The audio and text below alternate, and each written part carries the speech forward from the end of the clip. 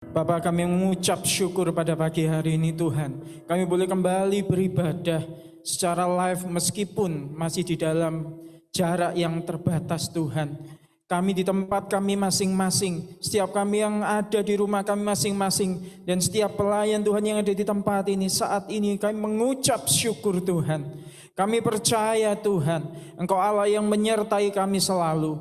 Engkau Allah yang ada dimanapun kami berada Tuhan. Entah di dalam gedung gereja ini maupun di rumah kami masing-masing, kami percaya Tuhan ketika kami beribadah dengan sungguh hati, hadirat-Mu tidak kurang untuk menjamah kami Tuhan.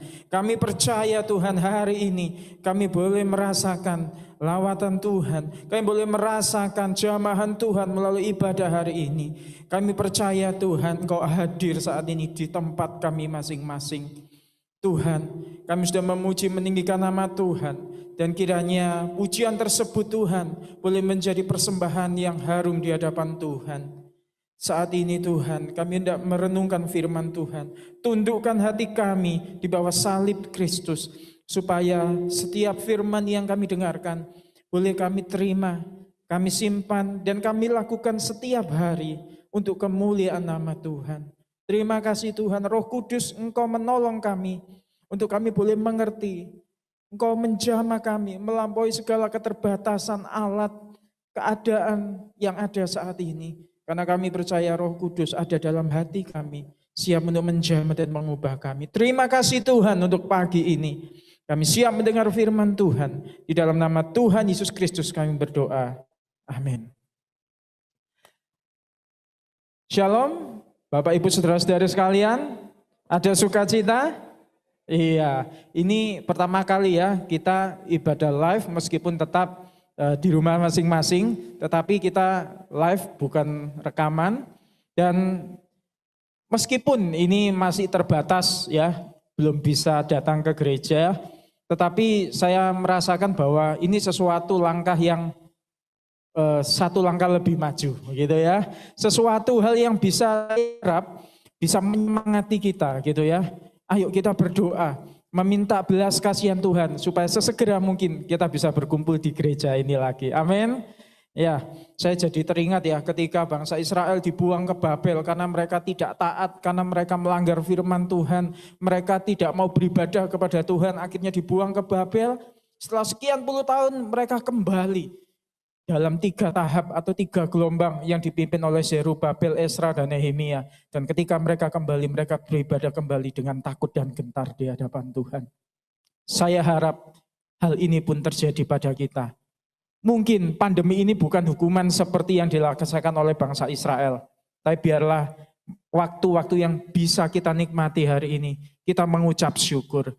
Karena Tuhan sudah mengizinkan kita boleh kembali memulai ibadah secara live meskipun masih terbatas tempat. Ya, Bapak Ibu sekalian, hari ini kita akan belajar dari firman Tuhan tentang bagaimana kita boleh menjadi orang-orang yang bangkit dan menjadi saksi ya. Bangkit dan bersaksilah, itulah judul firman Tuhan pada pagi hari ini. Mungkin sudah lama dengan masa pandemi ini kita menjadi kaku gitu ya. Kaku artinya mungkin selama ini kita jarang bisa bersaksi dengan orang karena terbatas ya, tempat dan sebagainya. Mungkin kita yang biasanya menginjil gitu ya, penginjilan kemana-mana, sekarang harus di rumah saja. Tetapi saya percaya hal ini kiranya tidak membuat kita menjadi loyo gitu ya. Tidak membuat kita terus kemudian malas menginjil, malas bersaksi, malas untuk menyatakan cinta kasih Tuhan. Kita tetap bisa melakukannya, meskipun dengan keterbatasan kita bisa. Masih ada teknologi-teknologi yang bisa kita pakai. Sosial media, atau sarana-sarana seperti hari ini, Zoom gitu ya.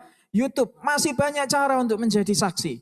Nah hari ini kita akan melihat 3 hal yang perlu kita perhatikan untuk kita kembali energize diri kita sendiri gitu ya. Untuk kita kembali, ayo kita bersaksi kembali. Mungkin selama ini kita merasa, terbatas ini dan itu. Tapi hari ini kita mau belajar untuk kembali mengobarkan api untuk menjadi saksi itu. Mengobarkan api untuk kita terus menginjil, memberitakan tentang kabar baik itu. Nah, hari ini kita akan melihat 3 hal yang perlu kita sadari ketika kita mau bangkit dan menjadi saksi. Yang pertama adalah kita perlu hati yang mengerti. Hati yang mengerti. Yang kedua, kita perlu iman yang bertanggung jawab. Iman yang bertanggung jawab. Dan yang ketiga, Injil sebagai kekuatan Allah yang utama. Itu yang harus kita andalkan. Baik, mari kita lihat satu persatu. Hati yang mengerti. Kalau kita ingin bangkit dan menjadi saksi, maka kita harus memiliki hati yang mengerti. Kita lihat terlebih dahulu di dalam Matius 28 ayat 19 sampai 20. Ayat yang sangat terkenal, mari kita buka Alkitab kita bersama-sama dan kita membacanya. Saya akan membacakan untuk kita semua. Matius 28 ayat 19 sampai 20. Karena itu pergilah, jadikanlah semua bangsa muridku dan baptislah mereka dalam nama Bapa dan Anak dan Roh Kudus. Dan ajarlah mereka melakukan segala sesuatu yang telah kuperintahkan kepadamu. Dan ketahuilah, aku menyertai kamu senantiasa sampai akhir zaman. Kita perlu hati yang mengerti. Mengerti apa? Mengerti hati Tuhan. Jadi kita harus punya hati yang mau mengerti hatinya Tuhan. Nah, salah satu yang ada di dalam hati Tuhan, yang Tuhan sampaikan sebelum Tuhan Yesus naik ke surga adalah ayat-ayat ini. Yaitu Tuhan ingin agar kita menjangkau jiwa-jiwa dan memuridkan mereka. Sekali lagi, menjangkau jiwa-jiwa dan memuridkan mereka. Artinya kita perlu mengerti bahwa kita harus melakukan hal ini. Yaitu apa? Menjangkau jiwa dan memuridkan mereka sehingga mereka bisa bertumbuh lebih dewasa secara iman, secara kerohanian, secara kehidupan mereka. Nah, hati yang mengerti seperti ini, baru kita menyadari, iya, kita perlu melakukan hal ini. Tanpa hati yang mengerti tentang hati Tuhan ini, kita akan sibuk dengan semua yang kita pikir baik, kita akan sibuk dengan semua hal yang kita pikir berguna, tetapi mungkin kita meleset dari apa yang Tuhan paling inginkan. Mungkin kita sibuk dengan pekerjaan. Oh, itu baik kalau kita bertanggung jawab dan memang kita harus bertanggung jawab dengan pekerjaan kita. Kita mungkin sibuk dengan pelayanan seperti pelayan-pelayan Tuhan di tempat ini. Oh, saya sangat menghargai kerja keras kita semua. Tetapi kita perlu sadar, untuk apa kita melakukan ini semua? Supaya kita menjangkau jiwa-jiwa dan kita bisa memuridkan, mendewasakan. Berbicara mengenai menjadi saksi ini bukan hanya menjadi saksi bagi orang yang belum mengenal Tuhan atau orang yang non-Kristen. Tetapi juga bagi orang-orang Kristen. Menjadi saksi untuk apa? Untuk pertumbuhan, untuk menguatkan. Jadi ketika ada saudara-saudari kita yang lemah, ayo mari kuatkan mereka untuk bangkit lagi. Mereka yang putus asa, mari kita semangati lagi. Dan itu juga berlaku bagi kita. Supaya ketika kita mungkin lemah, kita mungkin putus asa, ada masalah, maka saudara-saudari kita di dalam Tuhan akan mendorong kita, menguatkan kita, meneguhkan kita. Bukankah di masa-masa seperti ini justru itu yang paling kita butuhkan? Bahkan mungkin melebihi masa-masa sebelum pandemi. Karena apa? Karena ketika di masa-masa seperti ini, orang gampang merasa sendiri. Orang gampang merasa putus asa dan kalau tidak dijaga baik-baik hati mereka, maka mereka bisa saja melakukan hal-hal yang tidak seharusnya mereka lakukan. Yang mungkin tidak sesuai dengan firman Tuhan. Dalam keputusasaan dan kenekatan mereka mungkin. Itulah kenapa kita perlu menjadi saksi. Baik bagi orang-orang yang belum mengenal Tuhan supaya mereka menerima Tuhan. Dan bagi yang saudara seiman supaya mereka terus dikuatkan. Nah, hati yang mengerti hati Tuhan ini berarti menyadari bahwa semua yang kita lakukan adalah untuk menjadi saksi bagi orang lain. Untuk menguatkan, memuridkan, mendewasakan orang-orang yang sudah menerima Tuhan, saudara-saudari seiman kita. Nah, untuk itu kita juga butuh hati yang mau mengerti keadaan sesama kita. Satu, tadi kita mengerti hatinya Tuhan, bahwa Tuhan ingin kita menjangkau jiwa dan memuridkan mereka. Artinya ada pemeliharaan kepada jemaat, kepada orang-orang yang sudah menerima Tuhan. Dan yang kedua, hati yang mau mengerti ini adalah hati yang mau mengerti keadaan dan kebutuhan terutama atau yang esensial, yang sangat fundamental dalam kehidupan manusia, terutama di masa-masa seperti ini. Nah, mari kita lihat di dalam Roma 6 ayat 20 sampai 23. Roma 6 ayat 20 sampai 23.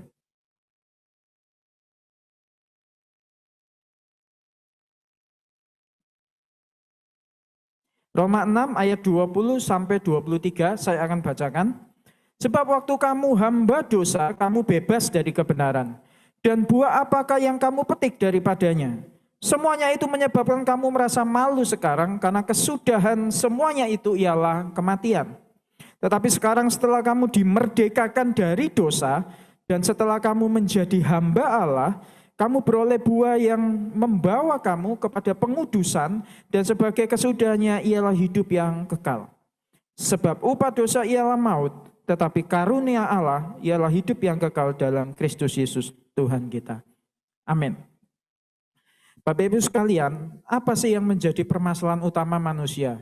Isu fundamental, isu esensial dalam kehidupan manusia. Yang terus kita bergumul, terus kita bergelut setiap hari. Bahkan bisa dikatakan sejak dari lahir sampai nanti kita meninggal.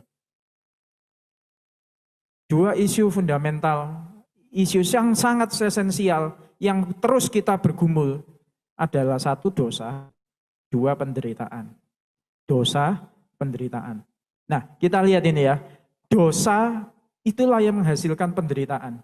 Dan penderitaan menurut tadi yang kita baca menghasilkan kematian. Jadi dosa menyebabkan penderitaan, penderitaan menyebabkan kematian. Dan kita bergumul terus dengan hal ini. Siapa di antara kita yang tidak pernah bergumul dengan dosa?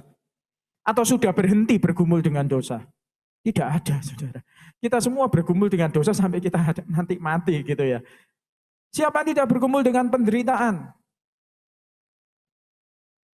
Pak, masa pandemi gini saya dipecat, tidak punya pekerjaan, anak 3 semua harus sekolah, bagaimana ini biayanya? Penderitaan bukan? Pak, saya pemasukan sedikit, tiba-tiba istri saya sakit keras, harus masuk rumah sakit, gitu ya. Asuransi enggak punya, BPJS belum daftar gitu ya. Bagaimana ini? Pak, sepi, saya buka kafe di mall dulu rame.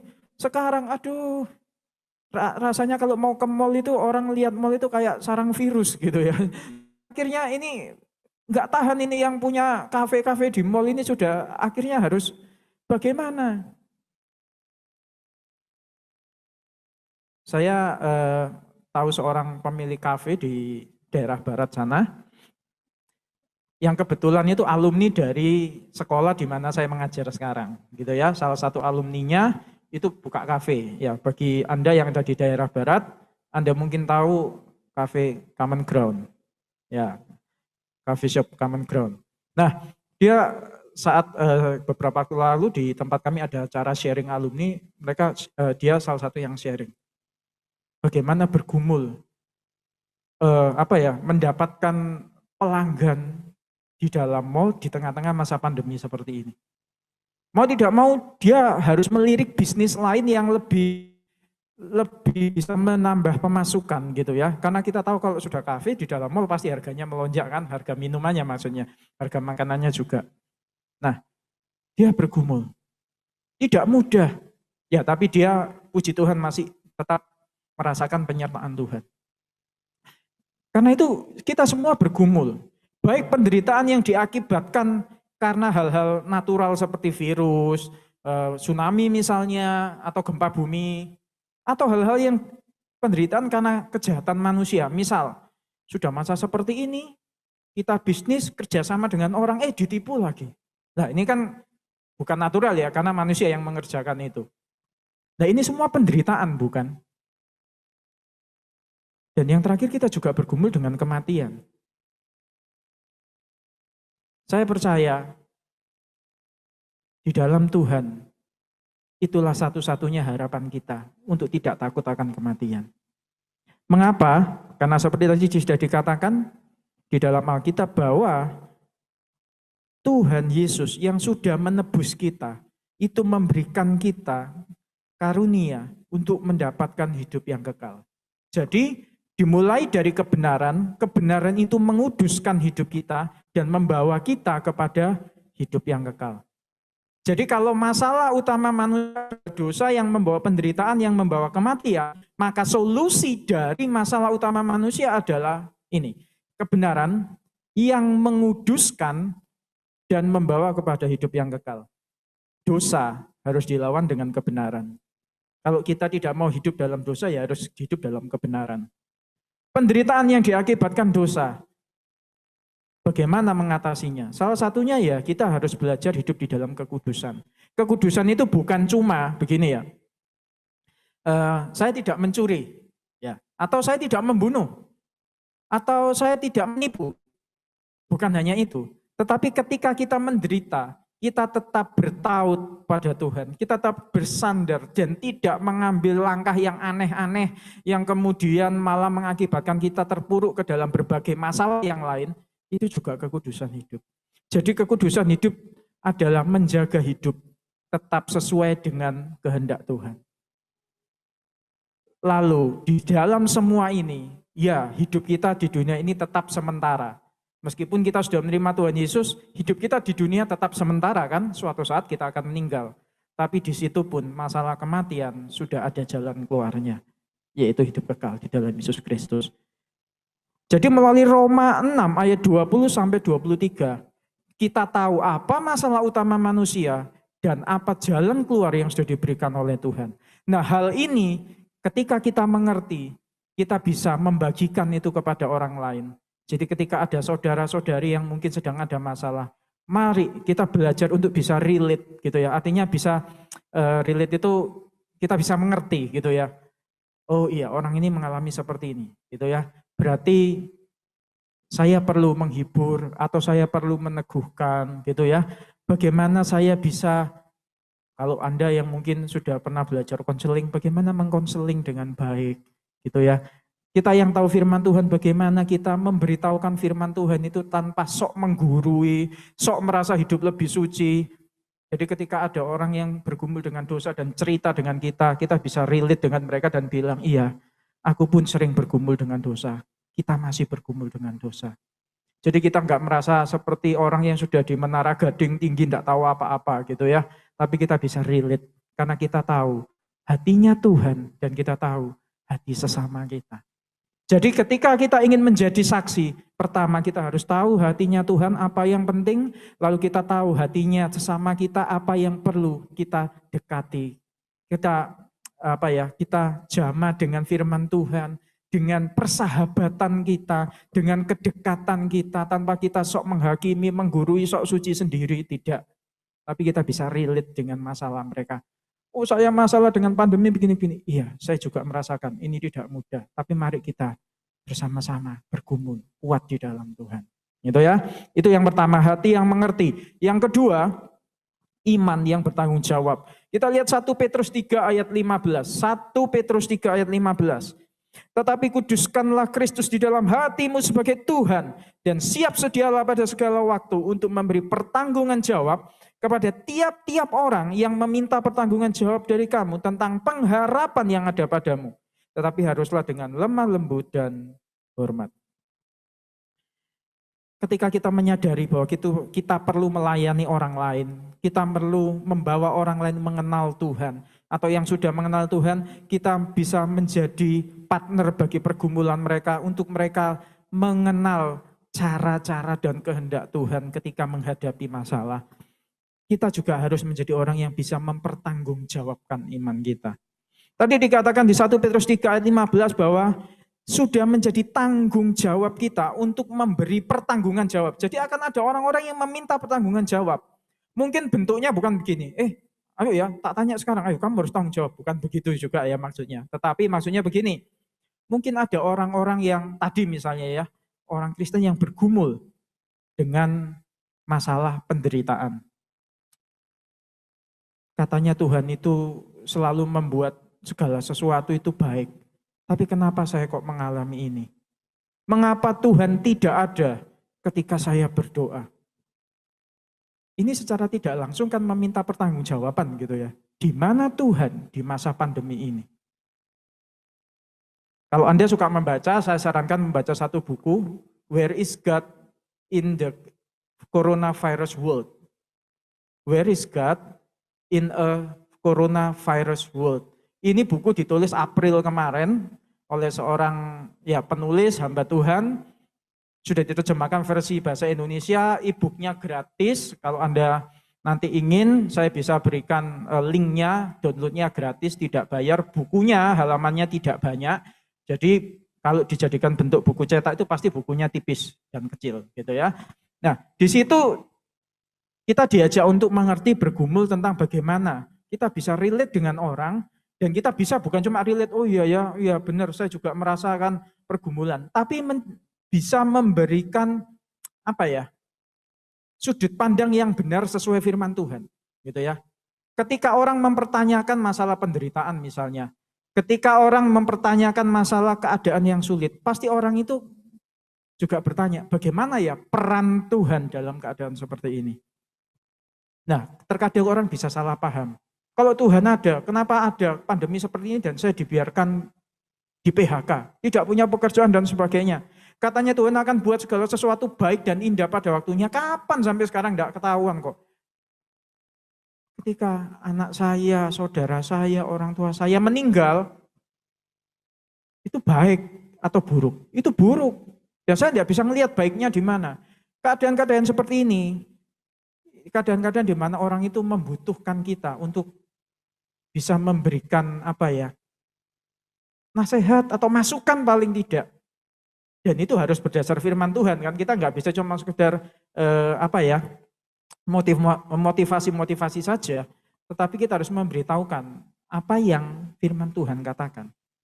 Seperti Ayub di pasal 42 ayat 5 sampai 6, dia akhirnya menyadari bahwa dulu dari kata orang, aku mendengar tentang engkau, tapi sekarang mataku melihat engkau. Artinya apa? Orang perlu dibawa kepada pengalaman pribadi dengan Tuhan. Kita perlu membekali diri kita untuk kita kenal firman Tuhan, kenal iman kita sendiri, supaya ketika orang lain meminta pertanggungjawab, termasuk orang-orang yang mungkin non-Kristen, ketika kita bersaksi kepada mereka, mereka bertanya, kita bisa memberikan jawaban. Saya tidak mengatakan bahwa kita pasti akan bisa memberikan jawaban yang sempurna dan memuaskan. Tidak bisa, karena pengetahuan kita juga terbatas, ingatan kita mungkin juga terbatas, kita perlu terus belajar.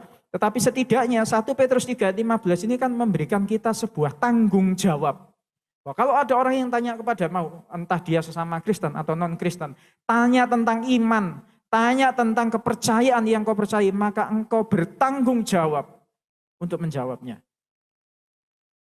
Terkadang kita itu terlalu merasa begini ya, ini bagiannya Pak Pendeta, bagiannya Pak Gembala gitu ya.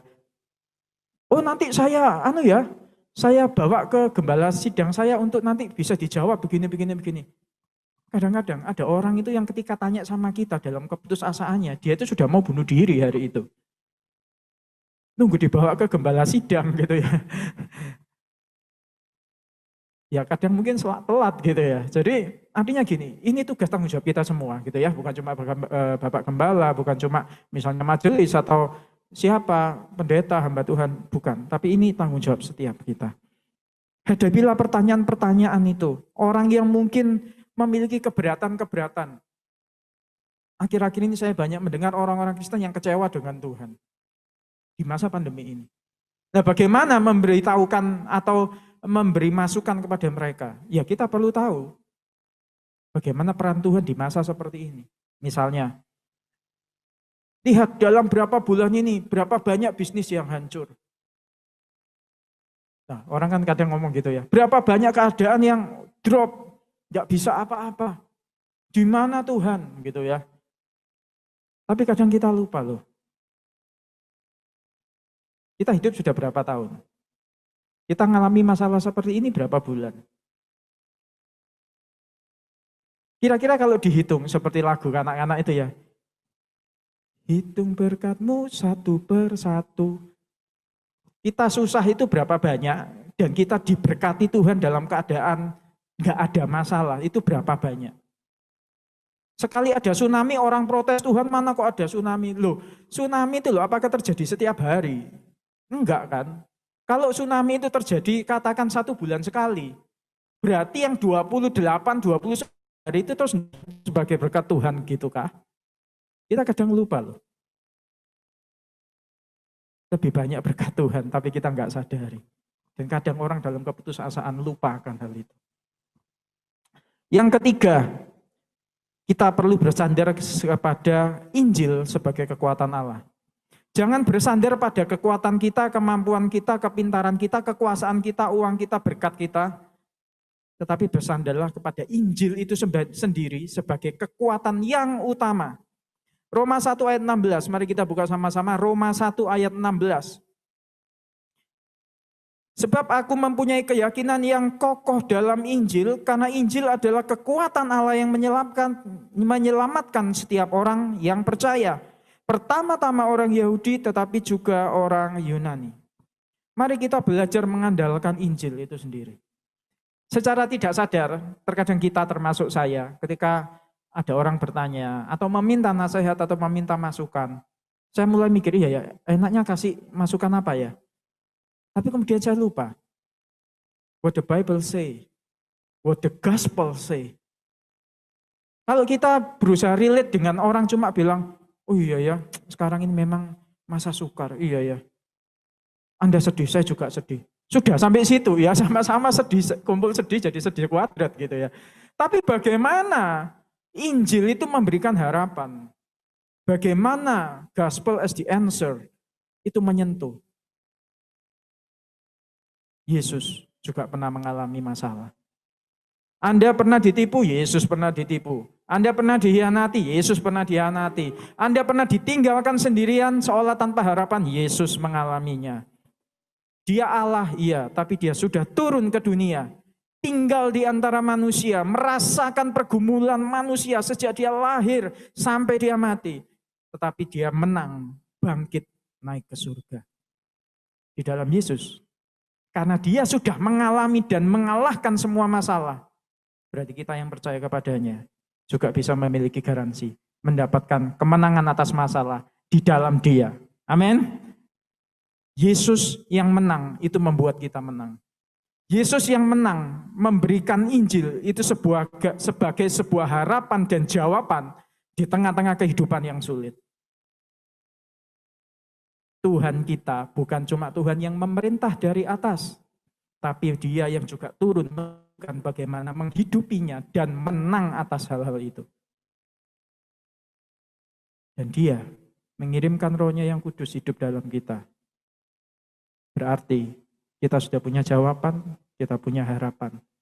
Kita tinggal bergumul. Dan di dalam bergumul pun, Tuhan Yesus menyertai kita dalam pergumulan kita. Dia tetap berdoa bagi kita sampai hari ini. Dan Roh Kudus yang akan memampukan kita terus-menerus. Jadi Injil itu sendiri sudah menjadi jawaban. Jangan membuat orang tertarik kepada hal-hal yang bukan esensial di dalam Injil. Misalnya apa? Ketika masa pandemi gini, waduh susah ya, ikut Tuhan nanti jadi kaya. Itu memberikan harapan palsu. Wah kamu sakit ya, kena COVID. Di dalam Tuhan Yesus, kamu pasti sembuh. Nah, kalau orang itu memang sudah dalam keadaan yang memang sudah hampir tidak mungkin sembuh. Kita ngomong gitu kalau dia kemudian meninggal, saudaranya apa enggak bilang gini, wah orang Kristen ini bohong ya. Jangan menimbulkan gambaran yang kurang tepat atau karikatur dari kekristenan, dari Injil. Kalau Injil ngomongnya A ya A, jangan ditambahi, jangan dikurangi. Jangan menjanjikan yang Injil tidak janjikan. Dan percayalah, Injil itu sendiri sudah cukup menjanjikan seperti yang tadi saya katakan. Kadang kita merasa, mungkin saya juga pernah merasa, kalau nginjil, kalau saksi, nggak disertai kesaksian-kesaksian yang ekstravagans gitu, yang fenomenal gitu ya, yang wah kanker stadium 4 langsung sembuh dalam nama Tuhan Yesus. Kok rasanya kesaksian ini kurang kuat ya? Kadang saya pernah merasa begitu dulu. Tapi kemudian saya berpikir, ini namanya menghina Tuhan. Berarti kebangkitan Yesus tidak cukup bagi mereka. No, God is more than enough. Kebangkitan Kristus dari antara orang mati itu menjawab banyak hal dan memberikan harapan bagi segala pergumulan kita. Dosa, penderitaan, kematian, semua dijawab oleh Yesus di atas kayu salib dan kubur yang kosong. Kayu salib membuat kita mengetahui bahwa Allah relate dengan kita, relate dengan masalah kita, relate dengan penderitaan kita. Tapi kubur yang kosong memberikan kita jaminan bahwa kita akan menang dan ada harapan yang pasti. Di dalam kayu salib ada kebersamaan Allah dengan kita. Di dalam kubur yang kosong ada kemenangan Allah bagi kita. Jangan menarik orang kepada kita. Jangan menarik orang kepada sesuatu yang bukan Allah. Jangan mengiming-iming orang, membuat gambaran yang tidak tepat, karikatur tentang hal yang tidak benar, yang tidak esensial. Kalau Anda punya kesaksian yang bisa mendukung itu baik, tapi tetap ingat yang utama adalah Yesus Kristus yang bangkit dari antara orang mati, mengalahkan dosa, penderitaan, kematian, dan memberikan jaminan hidup yang kekal. Itu yang utama. Dan itulah yang dikatakan oleh Rasul Paulus di dalam kitab Roma ini. Sebab aku punya keyakinan yang kokoh dalam Injil. Bukan dalam diriku sendiri loh. Bukan karena aku pinter, aku muridnya Gamaliel, aku orang Yahudi begini. Bahkan di surat yang lain dikatakan, itu aku anggap sampah. Supaya apa? Supaya aku hanya mengandalkan Injil. Injil itu kekuatan Allah. Ketika kita tidak tahu harus berkata apa kepada orang, beritakan Injil. Ceritakan Injil. Karena Injil itu sangat relate dengan kita semua. Dan Injil bukan hanya relate, tapi memberikan jawaban. Dia bukan hanya Allah yang memberi perintah, tapi dia Allah yang memberi teladan. Dan bukan cuma memberi teladan, tapi memberi jaminan kemenangan atas setiap masalah. Itulah Tuhan kita. Jadi mari sekarang kita bangkit dan bersaksi. Bukan karena kita, bukan karena kemampuan, fasilitas kita, tetapi karena Yesus Kristus sudah bangkit, kita pun bangkit mengabarkan Injil, menjadi saksi. Hanya Yesus yang kita kedepankan, hanya Kristus dan karyanya yang sempurna yang kita utamakan. Dan mari kita melihat, ketika nama Tuhan ditinggikan, seperti kata Alkitab, dia akan menarik bangsa-bangsa kepadanya. Mari bangkit dan bersaksi, meskipun di tengah segala keterbatasan masa ini, dan Tuhan kiranya menyertai kita, menjadi saksi-saksi di tengah dunia ini, di sekeliling kita. Amin. Mari kita berdoa. Bapa di surga, kami mengucap syukur hari ini. Engkau mengingatkan kami kembali, tugas dan tanggung jawab kami untuk menjadi saksi. Di mana kami harus mengerti hati Tuhan, mengerti kebutuhan sesama kami. Dan di situ kami mengandalkan Tuhan untuk Injil Kerajaan Allah itu menjadi satu-satunya jawaban yang utama bagi setiap masalah kehidupan kami. Dan kami boleh belajar memperlengkapi diri kami, untuk kami boleh mempertanggungjawabkan iman kami. Kami boleh belajar firman Tuhan lebih banyak, mengerti kebenaran Tuhan lebih banyak, supaya kami boleh menjadi alat yang lebih efektif untuk menjadi saksi Tuhan. Kiranya Injil hidup dalam kami, dan Injil yang menggerakkan kami, dan Injil yang memberkati orang yang keluar dari hati, pengalaman, kehidupan, dan firman Allah yang Tuhan sudah tanamkan dalam hidup kami. Terima kasih ya Tuhan, kiranya nama Tuhan dipermuliakan, Yesus Kristus ditinggikan, Injil diberitakan, banyak orang diberkati. Dalam nama Tuhan Yesus Kristus kami berdoa. Amin.